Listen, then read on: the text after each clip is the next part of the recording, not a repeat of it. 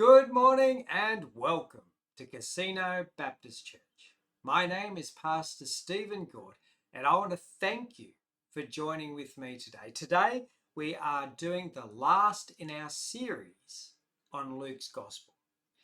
Next week, we're going to get on to something else. I haven't quite decided exactly what it is. You'll just have to tune in next week and then you'll find out. Next week is also Anzac weekend. So I encourage you to remember all of those people who've given their lives or served for us so that we could have freedom. Remember them too in your prayers. As we gather, let us hand this time over to God and let me lead us in prayer. Gracious Father, I thank you for today. I thank you for your knowledge. I thank you for your wisdom. I thank you for Luke's gospel and what we can learn. Help us to learn from it today, I pray, in your name. Amen. Today we're going to be looking at Luke chapter 20. And as we begin, and we're going to look at the parable of the tenants from verse 9 through to 19. And as we come to look at this, I might have shared with you in the past that I like to often look at the Choice magazine that reviews products and other things and gives you an idea of what is worth buying and what is not worth buying.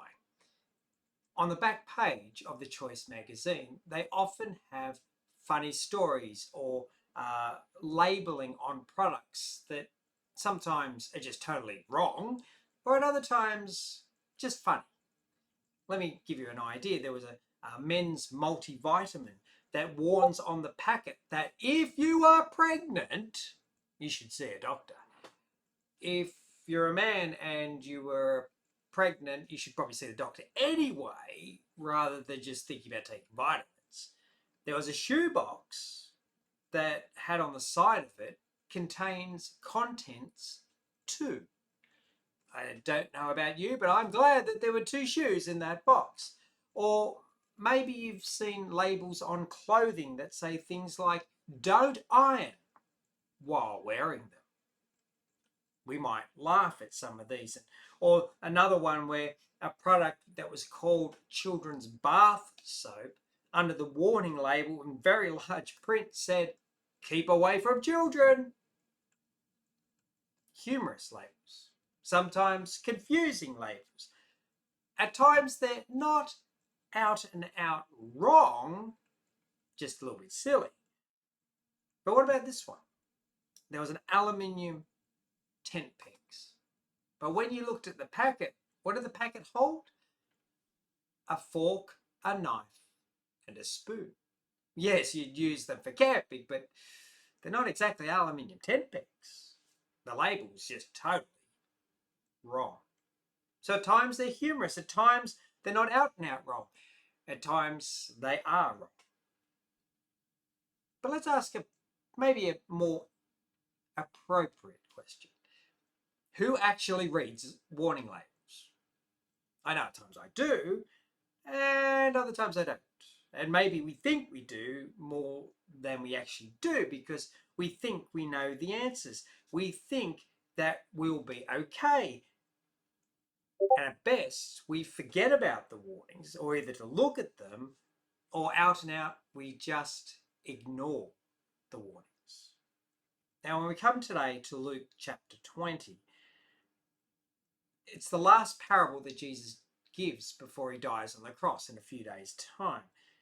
It is a warning. It's a warning that is correct. It's a warning that we need to follow. It's a warning that, sadly, both people in Jesus' day and our day often ignore. What is the warning? Well, in simple terms, it's the title of my message today. What is the warning?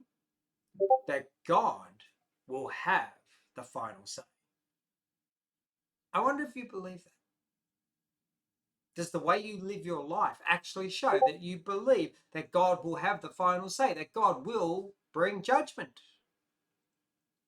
Now, as we come to Luke 20 today, I think we get a good picture of this. Because in Luke 20, Jesus describes what we're like. Let me read to you the opening verse, verse 9. He went on to tell the people this parable. A man planted a vineyard, rented it to some farmers, and went away for a long time. Now, when I read those words out to you, do they just jump out of the page and you say, I know what Jesus is talking about? I mean, he's talking about a vineyard, he's talking about planting it, he's talking about farmers and people looking after it and so forth. Did you instantly know what he's talking about? Well, we're not Jewish, but if we were Jewish, we would instantly know. Because a lot of the Old Testament, when God is talking about his own people, the picture he describes them is as a vineyard. And sadly, in the Old Testament, like in Isaiah 5, he often describes them as bad grapes because they're not actually living his way. So whenever you hear in these parables that Jesus is talking about a vineyard, he's often talking about the Jewish people. The people listening to Jesus, they would have understood that. They would have understood that he's aiming this at them. But look at what he tells them they are. See, in the following verses, we see the owner comes to collect a payment in the form of produce from the farmers, from the tenants. They owe him. But they don't give it. They want to keep it all to themselves. They're greedy. And they mistreat both the owner and the servants he sends. Now, remember, you're Jewish. Imagine you're Jewish. You're sitting there hearing this parable, and Jesus tells you that you are greedy, you're badly behaved. But even more than that, look at verse 14. But when the tenants saw him, they talked the matter over. This is the heir, they said. Let's kill him, and the inheritance will be ours. Yes, they were greedy. Yes, they were badly behaved. But more than that, the real reason they didn't want to pay their dues, they didn't want to hand over the produce, is that they wanted to be the owners themselves. You get that at the end of verse 14, where it says, and the inheritance will be ours. The tenants thought that they were okay. They thought they were in control both of the situation and their future. As far as they were concerned, the world revolved around them. So why would they listen to the real owner? Now, if you're hearing this, it's unmistakable what Jesus meant when he told this parable. The owner isn't the Jewish people. Remember, the vineyard was planted. The owner is God. The son in this story, he sends servant, servant, servant, son. The son's Jesus. The tenants are the Jewish people. And more importantly, the Jewish religious leaders. Now, in a week's time, they are going to kill, less than a week, they're going to kill the son. Just what this parable was talking about. And in so doing, that they reject the son. Now, everyone listening to this parable as Jesus told it, they got the message. Now, verse 16. When the people heard this, they said, God forbid. Or down in verse 19, the teachers of the law and the chief priests looked for a way to arrest him immediately because they knew he'd spoken the parable against them. They got the story. They knew what Jesus was saying. But they were afraid of the people, it says at the end of verse 19. The meaning is obvious. And it's easy for us to say, oh, rotten Jews, they got it wrong again. It's good that Jesus gave it to them. But we miss something if we think that. It's wrong to think that. Because the condition that Jesus is describing here about the tenants, about the Jews, it's not just about the Jewish people. He's describing the condition of every single human since Adam and Eve. The vineyard here is not just a picture of Israel. The vineyard, it's a picture of our whole world. Now, all of us have been put on this earth as tenants in God's vineyard. And what's our response? We don't want to be tenants. We don't want to pay our dues. We don't want to pay rent. We want to be the owners, don't we? We want to do things our way. We want to do things because we think we should own it. Now, 100 or so years ago, humanist philosophers were predicting a golden age where God would be irrelevant. where poverty, disease, war, all of that would be done with. Human advances in science and medicine and sociology would solve all the problems in our world. Does that describe our world today? 100 years later, we look around our world, we still see incurable diseases. We see wars happening with an increasing regularity. Anyone's got oil, war! That's what it seems to be. Relationships breaking down at an alarming rate. We wonder how things could have got so bad. What's gone wrong in God's vineyard? Now, the answer is clear. People still want to run the vineyard their way rather than listen to the owner. Rather than be the tenants and know we're the tenants, that we're here on God's world, we think we own it. We think we should run it. And look at the condition of it. Now, we see people turn their backs on God all the time. They look to other religions or to nothing. Why? Because they believe they don't need God. They believe they don't need Him and His future. They believe they control their own future, their own destiny. Sadly, we see it at times in our churches. Someone joked to me recently that a certain denomination, their fastest method of growing in the last 50 years is by having arguments within the church and then splitting. Therefore, you've gone from one church to two churches. And when you think about it, how many churches have sprung up but then died in the last 100 years? Basically that way. People saying that they knew how to live, that their religion was right, that they were all the different churches, that they knew how to follow Christ better than others. They come and then they've gone. The picture here in Luke 20, it's a picture of our world today. It's a picture of the world in Jesus' day. And this is a picture of what we look like. We're the tenants, and we don't want to be the tenants. We ignore God. We want to be the owners. This is our world. This is how we treat God. And it's not pretty, is it? But it doesn't have to be this way. I'm amazed in this parable that the owner of the vineyard tolerates the tenants for so long. 3 servants, and then the son is sent before the owner decides to deal with the tenants himself. Now, what would you do if you had a rental property and you were the landlord and you sent an employee to collect the rent and the people said, no, we're not paying. We're actually going to beat up that employee and send them back to you. We're actually going to say that this is my house now and I'm not going to give you a dime. How would you handle that? I mean, sadly, these days it's hard to evict someone. But you'd probably try to evict them and you take them to court. You want them arrested. You wouldn't put up with it. But here in this story, God would have been legally and morally justified to instantly reclaim the vineyard. He could have, from sinful mankind, just said, I've had enough, and reclaimed it all and punished us immediately. But he doesn't. I mean, God is patient. Instead of punishing us, he sends another servant and another servant and another, and they're all rejected. And then he sends his son, who gets put on a cross. In the Old Testament, God sent prophet after prophet to Israel to warn them to live his way. They're the picture of, in this parable of the servants coming over and over again.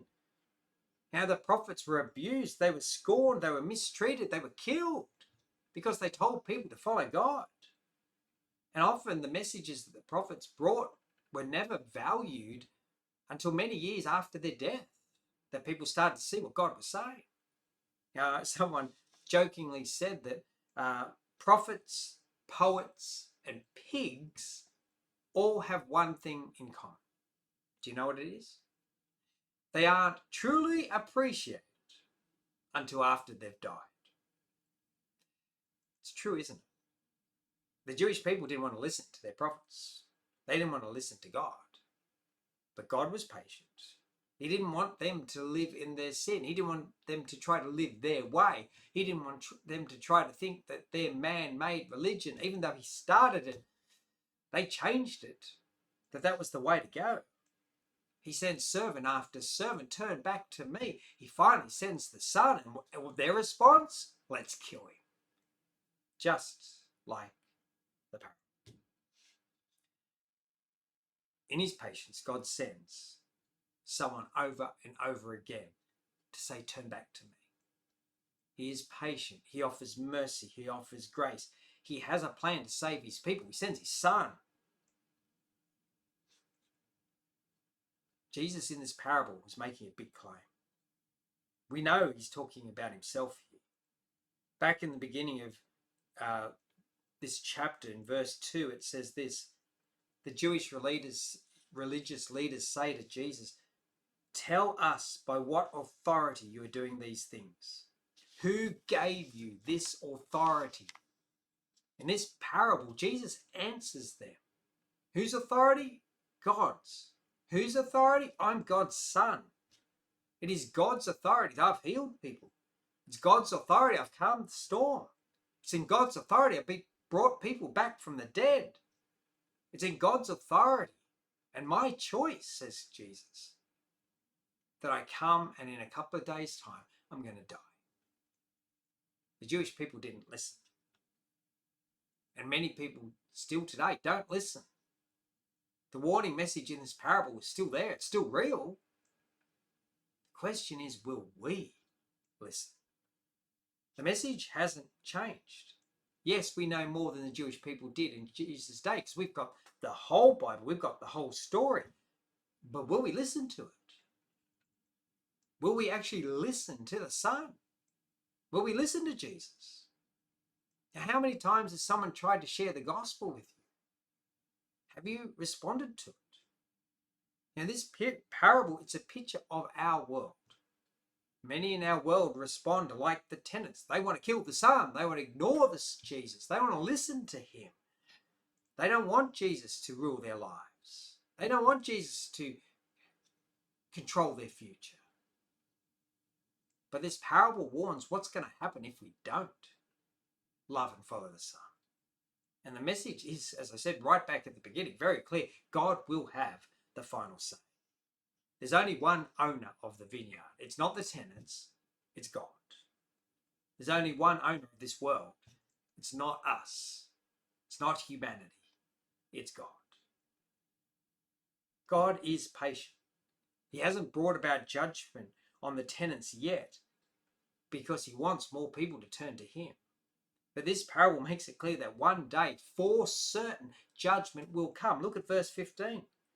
So they threw him out of the vineyard and killed him. What then will the owner of the vineyard do to them? He will come, verse 16, and kill those tenants and give the vineyard to others. Further down in verse 17, 18, Jesus quotes from Psalm 118 about what the Messiah will do. Jesus looked directly at them, mainly the religious leaders, and he says this: then what is the meaning of that which is written? This is Psalm 118. The stone the builders rejected has become the cornerstone. Everyone who falls on that stone will be broken to pieces. Anyone on whom it falls will be crushed. Jesus makes it clear one day God will bring judgment. And God will have the final say. The Messiah will have the final say. Judgment, death, crushed will be those who do not love the Son. You see, God has been trying to get the message of salvation through to all the tenants, to the Jewish tenants, to the Gentile tenants. The message has not changed. See, God hasn't been quiet. People think today that God is silent. No, God is not silent. God is patient, but he will have the final say.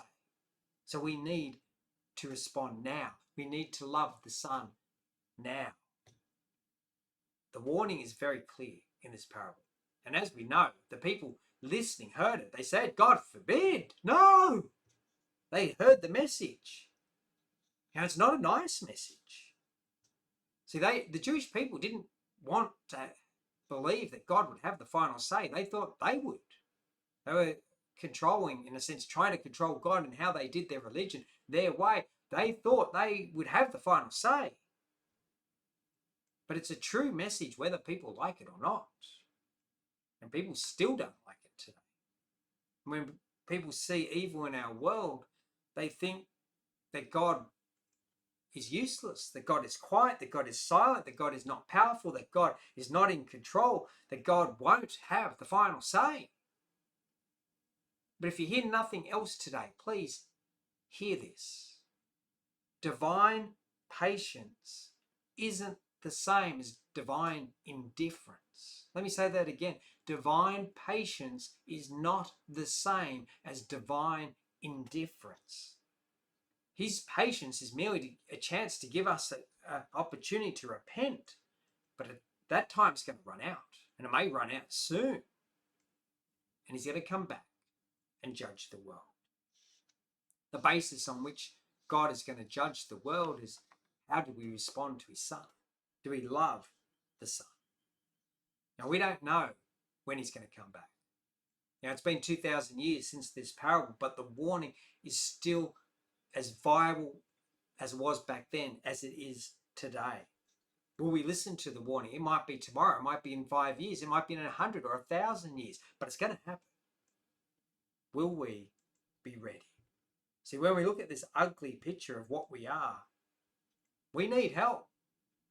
Our world needs help. The owner has sent the servants. Turn back to me. The owner has sent the Son, died and resurrected. We just celebrated that at Easter a few weeks ago. But how will we respond? See, I'm not just talking, though, to people who've not made a choice to follow Jesus. If you've already made the choice to follow Jesus, that's great. But the follow-on from that is that there are lots of people who don't know Jesus. And we need to share him with others, because we don't want them to miss out on hearing about Jesus. And if they don't go to church, or if they don't turn on, say, Christian radio or something, how are they going to hear if it's not from us? Do we take the opportunities that we have? See, Luke chapter 20, as we wrap up this series, we've called this series A Doctor's Prescription. All the way through, Luke has said, the problem is sin. The only way to solve it, the doctor's prescription, is that we need the Son to die. Jesus is the prescription. Here, Luke 20 finishes with a warning. Have you responded to the Son? See, don't think of the warning, going right back to the beginning of this message, as some of the labels on the products that Choice points the finger at and laughs at, in a way. Labels such as sauce bottles that'll tell us they actually work better if you take the cap off. Crazy. Peanut butter that tells us may contain nuts. Well, I would hope so. Or the firelighter, to get your fires going, that says keep away from flame. I mean, it doesn't make sense. They're funny. They're not serious. They can be ignored. But the warnings in Luke 20, that God will have the final word, not funny, is serious and cannot be ignored. Let me pray. Father, let's just take a moment to stop. And before your Spirit, challenge us to see our relationship with you. Have we responded to the Son? Have we heeded the warning? Father, help us, if we haven't, to make that choice today in your name. Amen. Well, thank you for joining with me today. May God bless you and your family, and I can't wait to catch up with you next week. I'll see you then. Bye for now.